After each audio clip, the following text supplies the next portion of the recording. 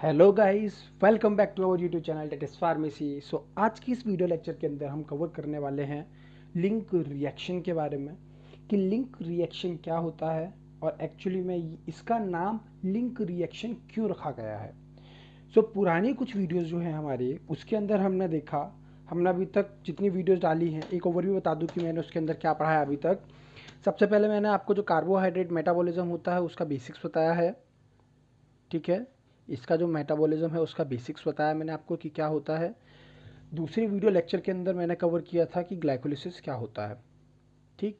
Glycolysis क्या होता है, उसकी एनर्जेटिक्स क्या होती है ना, और उसके साथ में उसका सिग्निफिकेंस क्या है, ये मैं आपको अभी तक बता चुका हूँ। सो इस वीडियो लेक्चर के अंदर हम कवर करने वाले हैं link reaction. So link reaction पढ़ना क्यों ज़रूरी है। देखो, जब ग्लूकोज होता है, ग्लूकोज से जब पायरुविक एसिड बनता है, तो पायरुविक एसिड बनने वाली प्रोसेस जो होती है, इस प्रोसेस को क्या बोलते हैं, ग्लाइकोलाइसिस। ग्लाइकोलाइसिस ग्लाइकोलाइसिस जो है ये साइटोप्लाज्म के अंदर होती है, मैंने इसका पूरा आपको डिटेल दिया है। लेकिन जब ये पायरुविक एसिड जो होता है ये एसिटिल को एंजाइम ए के अंदर कन्वर्ट होता है, तो फिर इस रिएक्शन को बोलते हैं लिंक रिएक्शन। इसका नाम लिंक रिएक्शन क्यों है, क्योंकि एसिटिल को एंजाइम ए फिर किधर एंटर मारेगा, एंट्री किधर करेगा फिर एसिटिल को एंजाइम ए, क्रैब साइकिल के अंदर। मतलब कि ये जो पायरुविक एसिड से एसिटिल को एंजाइम ए का बनना है, ये एक्चुअली में लिंक है, एक कनेक्शन है between glycolysis and Krebs cycle. So इसीलिए हम इसको बोलते हैं लिंक रिएक्शन। सो चलिए देखते हैं कि लिंक रिएक्शन क्या होती है। लिंक रिएक्शन के अंदर क्या होता है कि pyruvate which is formed by the glycolytic catabolism of carbohydrate in cytosol. मतलब कि ये जो साइटोसोल था सेल का, बोले तो साइटोसोल कहें तो अगर हम सिंपल सा बोल देते कि साइटोप्लाज्म के अंदर होने वाली जो ग्लाइकोलिसिस की प्रोसेस थी, उस ग्लाइकोलिसिस की प्रोसेस में क्या हुआ, ग्लूकोज मतलब कहें अगर हम कार्बोहाइड्रेट, ये जो कार्बोहाइड्रेट है कार्बोहाइड्रेट का मेटाबॉलिक क्या हुआ, कैटाबॉलिज्म। मतलब इसके अंदर जो है मेटाबॉलिज्म हुआ, मेटाबॉलिज्म कैटाबॉलिज्म और एनाबॉलिज्म से मिलके बनता है। सो जो ग्लूकोज है या पायरुवेट है ये कब बना, जब ग्लूकोज का कैटाबॉलिज्म हुआ, कार्बोहाइड्रेट का, कार्बोहाइड्रेट के कैटाबॉलिज्म से ये बना, ठीक। इसके बाद में क्या हुआ कि ये जब होती है ना रिएक्शन, इसके बाद में ये रिएक्शन जो होती है ना माइटोकॉन्ड्रियल मैट्रिक्स, माइटोकॉन्ड्रिया का जो मैट्रिक्स है, माइटोकॉन्ड्रिया का स्ट्रक्चर अगर आप देखेंगे तो almost it's like sausage, something like this, right. So इसकी जो इनर माइटोकॉन्ड्रियल मेम्ब्रेन है, जैसे कि अगर आप बात करोगे ये तीन प्रकार की मेम्ब्रेन है, ये आउटर मान लीजिए, ये इनर मेम्ब्रेन मान लीजिए, और इसके बीच में ये जो स्पेस होती है पेरिकॉन्ड्रियल स्पेस, वो होता है यहाँ, ठीक। सो जो स्पेस होती है ना, देखो मैट्रिक्स, माइटोकॉन्ड्रियल मैट्रिक्स में रिएक्शन जाती है, पायरुवेट जो बना, पायरुवेट के बाद में क्या होता है, ये ऑक्सीडेटिव डिकार्बोक्सिलेशन की रिएक्शन को शो करता है, और ये रिएक्शन किसके द्वारा कैटालाइज करी जाती है, pyruvate dehydrogenase, okay।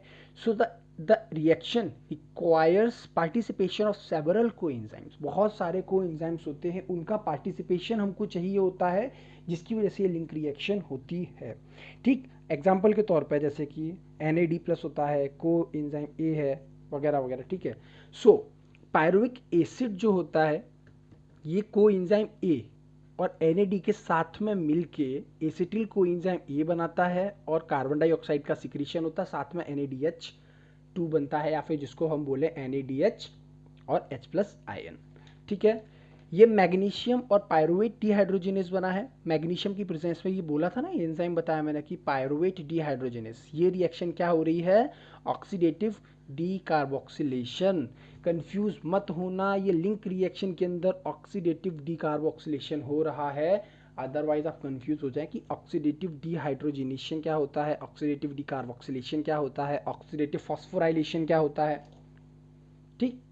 So link reaction के अंदर डी कार्बोक्सिलेशन, डी मतलब रिमूव करना, कार्बोक्सी मतलब आप बोल सकते हैं कार्बन डाइऑक्साइड का रिलीज करना या कार्बन डाइऑक्साइड का सिक्रीशन। सो कार्बन डाइऑक्साइड यहाँ निकल रही है, सो ऑक्सीडेटिव डिकार्बोक्सिलेशन हो रहा है, ठीक। So this process, during this process दो मॉलिक्यूल जो होते हैं NADH के ना, वो प्रोड्यूस होते हैं from the metabolism of two molecule of pyruvic acid. अब ये टू मॉलिक्यूल पायरुविक एसिड के कहाँ से आए, दो मॉलिक्यूल कहाँ से है? हमने तो देखा था कि ग्लाइकोलिसिस के अंदर ग्लूकोज है, ग्लूकोज से तो बन रहा था पायरुवेट। क्या सिर्फ पायरुवेट का एक ही मॉलिक्यूल बन रहा था? नहीं, हमने देखा था ग्लूकोज के एक मॉलिक्यूल से पायरुविक एसिड के दो मॉलिक्यूल बन रहे थे। सो पायरुविक एसिड के जब दो मॉलिक्यूल बन रहे थे ना, उन्हीं दोनों मॉलिक्यूल से ये दोनों के दोनों मॉलिक्यूल जब लिंक रिएक्शन के अंदर एंट्री मारेंगे तो दो एसिटिल कोएंजाइम ये बनेंगे कि नहीं बनेंगे? ठीक है, एसिटिल कोएंजाइम एक भी तो दो मॉलिक्यूल बनने चाहिए ना।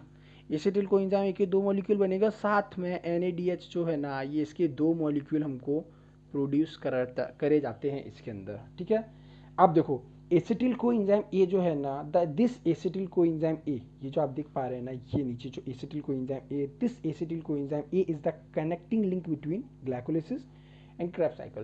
Krebs cycle means TCA cycle, try carboxylic acid cycle. इसमें क्या हो रहा है, सिंपल सा देखो, पायरुविक एसिड है, pyruvic acid 3 carbon containing compound होता है। ये जीपैट का क्वेश्चन बन सकता है, जीपैट में आपसे पूछ सकते हैं कि pyruvic acid is the 2 carbon containing compound, 3 carbon containing, 4 या 6, जो वो काउंट देना चाहें। ठीक, सो पायरुविक एसिड जो है 3 कार्बन कंपाउंड है और 2 कार्बन फिर बाद में रह गए, तो एक कार्बन कहाँ गया? सोचने वाली बात है कि पायरुविक एसिड में तो 3 कार्बन थे, एसिटिल कोएंजाइम में 2 ही कार्बन बचे, तो कार्बन गया किधर? है ना? हाँ, ये जो हमने देखी ना रिएक्शन कि एसिटिल कोएंजाइम ए के साथ में कार्बन डाइऑक्साइड का सिक्रीशन हो, तो इसके अंदर भी तो कार्बन है ना, है, तो वो कार्बन यहाँ निकल गया। कोएंजाइम ए जब एंट्री लिया ना, कार्बन डाइऑक्साइड का बाहर सिक्रीशन हुआ और NADH के दो मॉलिक्यूल जो होते हैं ना, वो NADH2 के दो मॉलिक्यूल में कन्वर्ट होता है और दिस रिएक्शन इज कॉल्ड, इस रिएक्शन को क्या बोलते हैं? Link reaction. अगर एसिटिल कोएंजाइम ए का सिक्रीशन फैटी एसिड से होता है और फिर वो acetyl coenzyme try carboxylic acid cycle के अंदर मतलब एंट्री मारता है, तो उस रिएक्शन को बोलते हैं बीटा ऑक्सीडेशन। आप आगे चल के पढ़ेंगे beta oxidation of the fat, lipid metabolism जब पढ़ेंगे उसमें आप इसको पढ़ेंगे। ठीक है, इसके अलावा कुछ अदर टर्म्स हैं, कुछ टर्मिनोलॉजीज हैं, जैसे कि जनरली जो होते हैं ना, बच्चे कंफ्यूज होते हैं कि ग्लाइकोलिसिस क्या होती है, ग्लूकोजियोजेनेसिस क्या होता है, ग्लाइकोजेनेसिस क्या होता है, ग्लाइकोजिनोलाइसिस क्या होता है, ग्लूकोनियोजेनेसिस क्या होता है। ठीक है, सो देखो सबसे पहले टर्म आ रहा है ग्लाइकोजेनेसिस। ग्लाइकोजेनेसिस शब्द को अगर आप ब्रेक करो तो क्या होता है, ग्लाइको प्लस जेनेसिस, दो शब्द से मिलकर बना, जिसमें ग्लाइको का मतलब होता है ग्लाइकोजन और जेनेसिस का मतलब होता है फॉर्मेशन। ठीक, सो ग्लूकोज की छोटी छोटी ब्रांच आपस में मिलके जब एक बड़ा कंपोनेंट बनाती है, जिसको कौन सा होता है, ग्लाइकोजन। ठीक है, सो ग्लूकोज आपस में मिलके जब ग्लाइकोजन का फॉर्मेशन करता है, उस प्रोसेस को बोलते हैं glycogenesis. So glycogenesis is the process of formation of glycogen with the help of carbohydratic source is called as glycogenesis। आप ये डायग्राम बना सकते हैं। ग्लाइकोजिनोलाइसिस क्या होता है? अब देखो, ग्लाइकोजिनोलाइसिस, ग्लाइको का मतलब क्या है, ग्लाइकोजन। ठीक है ना, आप बोल सकते हो ग्लाइकोजन ओलाइसिस, ग्लाइकोजन लाइसिस, आप बोल सकते हैं ग्लाइकोजेनोलाइसिस, मतलब ग्लाइकोजन का टूटना। लाइसिस का मतलब होता है break down. So conversion of glycogen in glucose, simple सी बात है, ग्लूकोज से ग्लाइकोजन बना इस डायरेक्शन में, तो ग्लाइकोजेनेसिस, और इसका उल्टा अगर हम कर देंगे तो ग्लाइकोजिनोलाइसिस, सिंपल। सो ग्लाइकोजन का आपस में टूटना जो होता है ग्लूकोज में, that is called glycogenolysis. Gluconeogenesis, देखो ग्लूकोनियोजेनेसिस शब्द को अगर आप ब्रेक डाउन करेंगे, जब भी कभी पढ़ो ना, शब्दों को समझने की कोशिश करो कि एक्चुअल में वर्ड का क्या मतलब है। ठीक है, सो ग्लूकोनियोजेनेसिस 3 शब्द से मिलकर बना है, ग्लूकोनियोजेनेसिस। ग्लूको का मतलब होता है ग्लूकोज, नियो का मतलब होता है क्या, न्यू, मतलब कि नया, जो टोटल कार्बोहाइड्रेटिक सोर्स नहीं है, नॉन कार्बोहाइड्रेटिक सोर्स है वो, और जेनेसिस का मतलब होता है फॉर्मेशन। इट मीन्स कि ग्लूकोज का नए, मतलब कि हम बोल सकते हैं नॉन कार्बोहाइड्रेटिक सोर्स से फॉर्मेशन, ग्लूकोज का नॉन कार्बोहाइड्रेटिक सोर्स से फॉर्म होना is called gluconeogenesis. Means it is the process of formation of glucose from the non carbohydratic sources. ये नॉन कार्बोहाइड्रेटिक सोर्स से बन रहा है, हमको ऐसी क्या जरूरत पड़ गई? देखो हमारे पास में तो इतना सफिशिएंट ग्लूकोज है, कार्बोहाइड्रेट इतना है कि हम चाहे तो उनसे ले सकते हैं, तो हमें क्यों जरूरत पड़ी? इसका मतलब अगर हमें जरूरत पड़ रही है तो वो क्या है, इमरजेंसी की कंडीशन है ना वो, डेट इज इमरजेंसी कंडीशन।